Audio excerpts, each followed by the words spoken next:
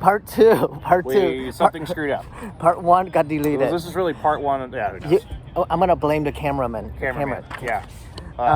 So you took a year and a half break. Like, took a year and a half. What did you do during that time, or like what was?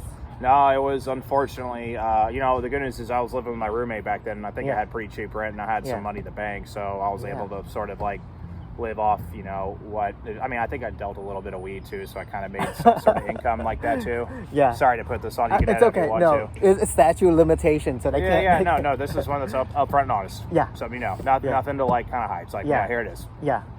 So what's it called? I think this probably show is gonna be going into like psychedelics and stuff. Yeah. People are okay with getting information from them as long as it's not crash. But no, what's it called? I lived with two other buddies at the time, so my rent was pretty cheap. Yeah. So you had the money saved up for that. Yeah, I did. So we kind of did that, and then but then it started to, I think, slowly swing a little bit up this way a little bit, probably at 28 or 29, going from like job to job from that I'm talking about, because I had hit the scales at about 315. 315? Yeah, I mean, I'm not judging you. No, it was definitely like, during that year and a half? Yeah, when you don't really have anything to attach to, or you don't really have anything going for you, it's easy to reach out to things that are simple, like food and drugs. Yeah. Mostly. Yeah, what are we talking about? Just weed or? Oh, weed, drinking, and I don't know, like some cocaine here and there. But I never got into it. I mean, it's fine if you do. Yeah, no, but like mainly probably weed and cocaine, and also kratom. What is it? It's it's like a leaf powder and like the kind of like Borneo and kind of in the Middle East kind of thing. What is it called? It's called kratom.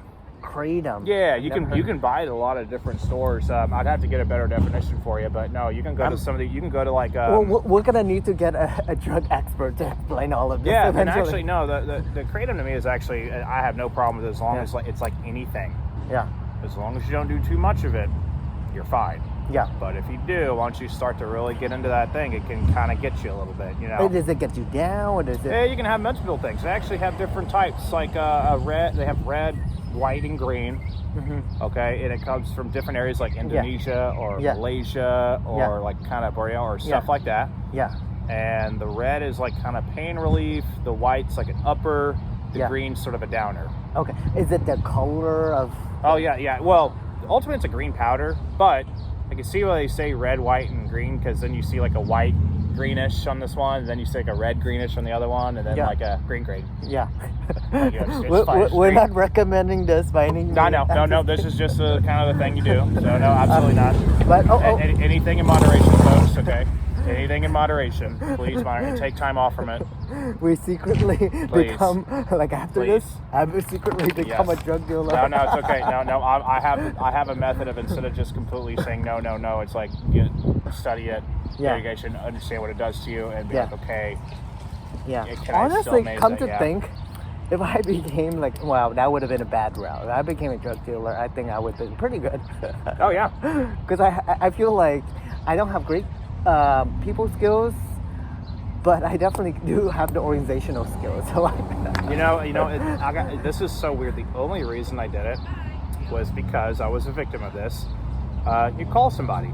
Like you just want like an eighth a week. All right, cool. Sounds good. So you want? Like just a little sack. Yeah, we'll call it an eighth. Yeah. Just, this big. Yeah. Right. And they'd say, "Yeah, got it. All right, cool. Come on over a couple hours." Like, cool. And then you call them, they don't answer. You call them again, they don't answer. You call them again, they don't answer. Yeah. They just completely ghost you, and then you call the next. That's bad business. No. And then, sorry. Yeah, no, it is. So no. I would never do that. No, if I know. was... So this, I can't tell you how many. But it's kind of. It's alright to interrupt. Yeah, no, I was gonna say I can't tell you how many fucking people would just not do the basics.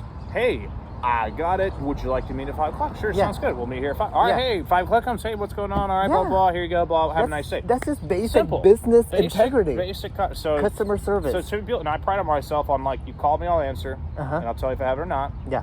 And we'll meet a time. Cool, sounds good. Yeah. Not hard to follow this formula. Yeah. I know. Yeah. So it seems like in the world of drug dealing, there's a lot of unreliable. Because they can be. Yeah, drug dealers. They can. Well, especially if you're but I understand this. Especially if you're like a guy who's like the head honcho, like big into it. Yeah. This is why I didn't want to get. This is why I never ever wanted to. It could get dangerous. Well, it's not only dangerous, but your time's just always spent trying to get somebody their drugs, right? So if you have 30, 40, 50 people, it's all the time. So is it the delivery? Yeah, you can be both. I think maybe. Okay. I'm sorry. I'm just gonna vouch. No, please do.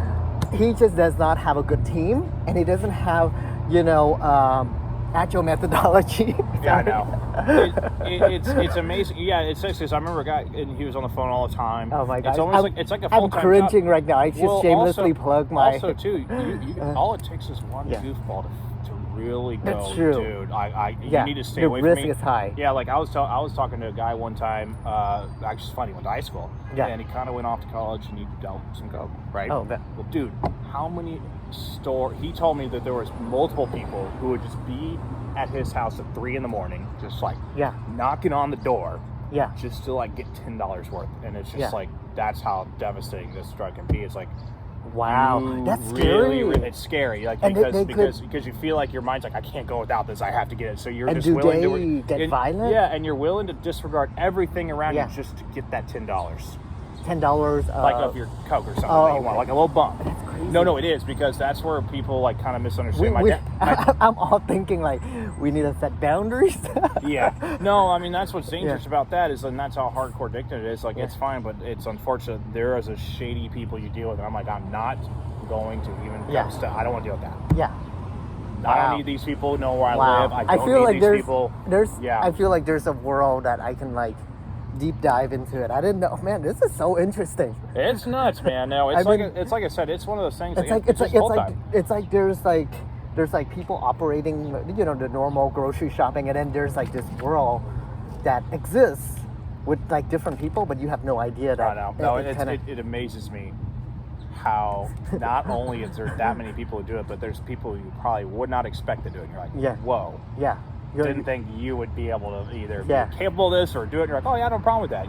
It's sort of like, I think the ones that tripped me out, there was 2 guys I met in particular who used to be in the Marines, and they went to a couple of tours like in Iraq and Afghanistan, and they would tell stories about like, we were on this like gig, and of course like I popped this guy here, and I'm no, like they are military, they are on a mission, and they are authorized to go kill or be killed, right?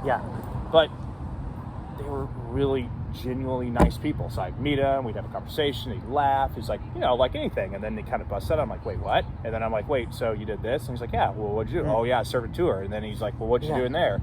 Oh, well, I did this. And I'm like, wait, whoa. It's like me thinking, it's like you doing one of these. Like, you kind of call us a really cool, like, I want this and that. But you're like, oh no, I was in the military and I kind of did this missions. And you're just like, well, wait a minute, I didn't know you were that. Anyway. Sorry, let's go down this way. I just didn't want to film random people. Sure. And we'll be respectful of people's walking by. Hey, maybe they want to be filmed. You never know. And yeah, that's a good sky view. Maybe they want to be. You never know. But anyway, so this is a great. I think I should do interview like outdoor from now on. Mm-hmm. Outdoors are cool. Yeah, outdoors are nice. Well, especially if it's a nice day like this. Not a June 25th day. It's gonna be 100 degrees. We can do it in a bathtub. No, not a bathroom. Yes, it's a men's room. No, not a bathroom. Not a bathtub. A bidet. No, I'm just kidding. No, a pool. That's a pool, hot tub. Sorry, like my brain, you know how it works? It literally sometimes go into like Vietnamese, like I don't have to explain it. It's like my brain understand, like in Vietnam, the words, there's one word that used for multiple things. Mm-hmm. So then I kind of gravitate, like that's how I learn English. You just translate word for word. But in English, well, what was my point? I don't have a point, but I associate bathtub with a pool.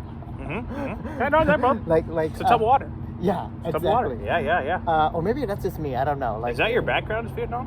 Yeah, that's cool. I'm Vietnamese. Yeah, that's cool. Yeah, awesome. I grew up in Vietnam till I was 8, and then I was exported here. Okay. Immigrated here, and and I didn't really speak English conversationally well until after high school. Like middle school, I was pretty timid. And the thing is, actually, this is something that I think ESL program are meant to do, but they're terrible at, is that they take us out of a bunch of class and they put it into ESL, where you just hang out with other Vietnamese people. Yeah. And then you learn some English sometimes, but I think what would have been really helpful was I was immersed and forced to speak English more. Yeah. And that would have been a lot more helpful. Well, and I could not even imagine being in a place where you have limited people who understand how your tongue, I guess you're gonna call it. I don't know if that's the right word, but I can imagine like being like Adam and be like, all right, I have to get through this even though I can't really communicate with them.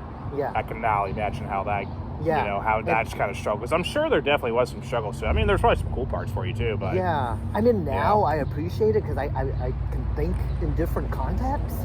And I mean, my tongue is tied up with some words that I can't say. Well, I mean, I can't. I can't speak any other language. So anybody who at least attempts it's a second language, even if someone's like, oh, Jose, oh, you can't speak, like, you'll have people make fun, but I'm like, you know what, you don't speak Spanish, or you don't speak Chinese, or any, what do you want to call it, so I admire someone who's at least like, hey, I'm trying to at least learn how, it's funny how you have people like come here and learn our language only, which is fine, there's an info language, but I like color. Yeah, it's good to have, like, different people, It is. It is. So we were talking about the year and a half, and you were kind of going through this, I don't know what to call it. How would you characterize that time? That's an interesting way. What would I call that? Unfortunately, it was a void. There was really not any progress towards trying to achieve anything at that moment. It was almost like your... Yeah, so I'm trying to kind of think of words. No, that just was sort of like a kind of a black hole void, and then I finally kind of got myself out of it a little bit. But no, what was sort of good was how did that happen? What happened? Yeah, like I said, when you're down now, man, I don't really know if there's a logical explanation other than just sort of how it kind of fell. Like the jobs either didn't go well, or you just weren't around with anybody too much, so you're sort of like down the hole. And the more we live in our own head, the worse it becomes. Yeah. It's that kind of basic syndrome. Yeah. Like that's what's nice to be around. Like at least a lot of good people is I can kind of like, hey, it's all cool. Come over here. Don't think about that. Yeah. Right. Yeah. So and I secluded myself from all that stuff. I didn't participate. Like with your family. It's really just not making a whole lot of friends at those moments too. Like that's the benefit of probably not going to college. It's not just necessarily learning, but it's you get involved with community. Yeah, you get involved with certain group. Yeah. That's what I pretty much lacked a long time because of what I was telling you about the whole, you get out of sports and then you have that high, anxiety and you just sort of want to, be away from people. And you want to. Yeah.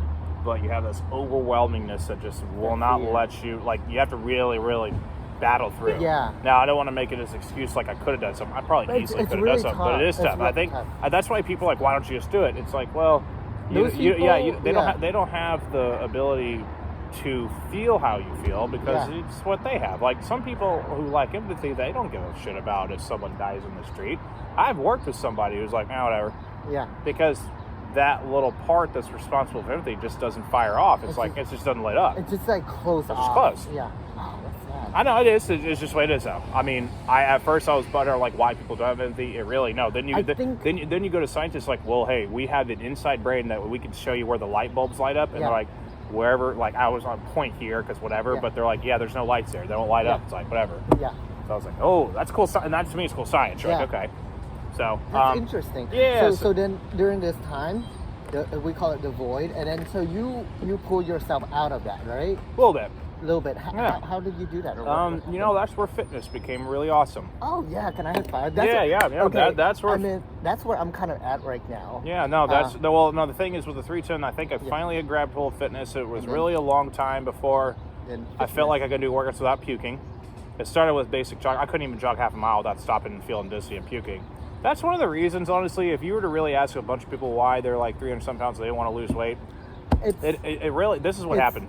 When you want to work out and you want to go, and all of a sudden you're feeling nauseous and want to puke and you're just lightheaded and dizzy, that's hard to work through. It's one thing if you're just tired and it's like, all right, pick up and go. But when you have that like mud you're dragging and you're just sort of like, and you're hard and you can't even like balance well. Yeah.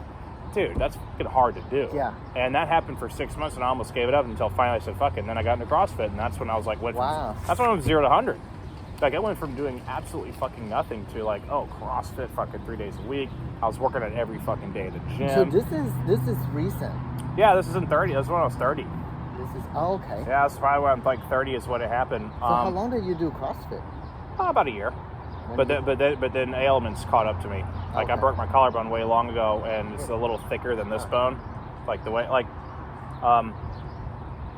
so see the middle of my fingers? When originally it was just a snap. It wasn't anything. It was going to be a 2-week heal. Yeah. They misinstructed me what to do it. So overnight, my bone slowly moves out of place. By the way, painful as fuck. Yeah. Even painkillers didn't stop this. It moved out of place, so I get the x-ray, and that's what it looks like when I go back in. Yeah. So it's really, really dense right here. So it's caused some ailments like the dip shoulder here. Yeah. Which probably shortens these muscles here. That's why I probably have a lot of the issues that kind of starts here. And then, of course, my lower back was kind of compressed, and I was trying to work through that one. And so when I went from 0 to 100, I didn't really give myself a good therapy. So I had some roadblocks. Like with physical therapy? Yeah, or massages, or just like, or going in, like, that's why I wanted to do this yoga here, because I really... Speaking of which... Yeah, it's 5:45. No, you said 5:50, but yeah, we'll call here, but that's... I didn't do any of that stuff, and I went from 0 to 100. I'm just full force. I wish I would have gone 60 or 70 miles an hour, like take off 2 days. Yeah. But I was not happy. And when you're not happy, you grab on something that finally like makes you excited. You just were like, I want to hold on. Yeah. Right. That's what got me to go. And so now I'm like, and I got down 230, which I was fucking happy. 230. With. Yeah. 315. Yeah, so that was 315. in the span of a year. That was about a year and a half or something. And I really did well with my dieting. Yeah. I really ate salads, vegetables. I didn't eat junk food. I mean, I really went in. Yeah. But then, of course, when like you have a lower back and stuff, you just can't go fast. So the only reason I do CrossFit today is some CrossFit's good, some CrossFit's bad. Yeah. You really need to know. My formula is you really need to know what you're uncomfortable with. You do that first. Yeah. You don't wait until you're tired to try something, and then you're like, I'm tired, I can't hold engagement. Yeah. Right. So now, so you stopped CrossFit for a while. So now, to kind of like close out this episode. There's part 2. Part 2. Yep. So now, what are you working on? It's funny. That's why I want to try to get in some sort of study program. Oh, okay. Wait. So we did CrossFit. Let me make sure I connect all the dots. So you did CrossFit for a year, and then what did you do after that? Like what were you doing? Well, I was that's when I actually was working full time at Twin Liquors too. Okay. That's when I also started. I worked for Twins for like almost 5 years until recently. So that's why I was working for Twins, and I sort of like, that was about it. You work full time there, and then you do a couple of CrossFit things, and then do a gym workout and everything too, kind of thing. There, I was really passionate about all that's going on. It was an easier job, and I didn't really. The still thing I struggle today is trying to find something that I want to be fulfilled at and pull the trigger and going for it. Like I want to study physical therapy, but I don't know where to go or how to go about it. So so I'll be like stuck in that mode. So there's the other part I'm really trying to get over is making the decision to go forward and go for it. Like I did the physical therapy, not to necessarily be like, say, getting a career. It's like, well, maybe I can learn something. Maybe I can help my own body out. Yeah. So it's more. A lot of people go for their own like personal. needs. And so the health and sciences department kind of intrigued me because I'm like, well, I kind of like that doing that off time, right? That's cool. And then there's the balance of like, well, let's make money. So you have all these weird. Yeah. But you can make money along the way. I think so too. No, so I just haven't really found like that's kind of like you know how you said about like, oh yeah, I'm probably here because I'm with you. I'm like, I'll go to yoga. Like maybe I'll probably need something like that where someone's like, hey, I'm going here too. So yeah. Okay, so this is where I'm kind of excited. Anybody out there that's like a physical therapist? Well, actually, I know of one person, 2 actually. Well, I think this podcast has turned into a career search. Sure. But that's cool. Absolutely. That you're into, like, is that the one thing that you are like into? Well, I was studying nutrition for a little bit. Nutrition? Yeah, okay. that was one. Well, of course, they go hand in hand, health and nutrition. Yeah. Because I was working out, so I wanted to kind of know what to eat right. I was also watching a bunch of like strongman. I still like watching that stuff. I love that strongman and CrossFit and stuff like that. But so you said the kind of the nutrition part too to see. Although in nutrition, it's what not to eat. Don't eat foods that are noisy. Noisy? If that makes sense. Yeah. Like cereal, things that open bags, or chips that you kind of hear crinkle. Crunchy. Yeah, that's actually a good. If someone does not know anything about fitness and they want the basic rule, avoid foods that make noise, and you'd be surprised. Avoid foods that make noise. Okay, that makes sense. No, because everything that makes a noise is either in a processed box, or like you go to the frozen section, everything's in a bag. You go to like the fried chicken nuggets, it's in a bag. Anything that makes a noise. And no, honestly, I was like, that's not for anyone who just doesn't want to like really study. If there's like, I just want a basic rule. What can I kind of do for rule of thumb? Yeah. Because you can go from there outside of that, all these different avenues. It's like I want what the tree trunk is don't, eat anything that makes noise. And then after that, it grows in many different areas. But that's just the trunk of information. Yeah. That's really useful. I'm gonna use that. It's one of those like I'm gonna quote you now. Yeah. No, it's cool. Now, honestly, I heard that and I kind of went, yeah, that's true, because you can literally think of everything what's in a bag and you're like, things that are, all candies are bad. I feel like we can kind of what would it encapsulate this as your fitness journey, your journey to fitness. Yeah, and I kind of honestly, I really wouldn't mind getting back into it. What has been hard is all the ailments that I've had to do has been like I was telling you. Are you getting like treatment for it? Nah, I wanted to look into that one. Yeah, no, that's what I was telling your dad all the time, because dude, my sciatic nerve is really preventing me from fucking going and doing like sports or anything. Like it's hard. Like even this today, it was hard because like you take it, radiates from your left ass cheek and then there's this point there, and it's like, dude, it's hard to be motivated to really go for it if you're just in pain. Now, everybody goes through pain, I get that, but there's certain pains that are like kind of soreness pain, and they kind of, but when you have like the similar pains in the same spot, you don't want and it's reoccurring, that becomes dangerous quick. Like pain is fine if it's like, well, one day it's here, one day it's here, one day it's sort of everywhere, but if it's reoccurring, you're really in a bind that requires probably 6 months of 552. Okay, Anyway. well, that wraps up our episode. No, we will continue. To be continued. We will continue.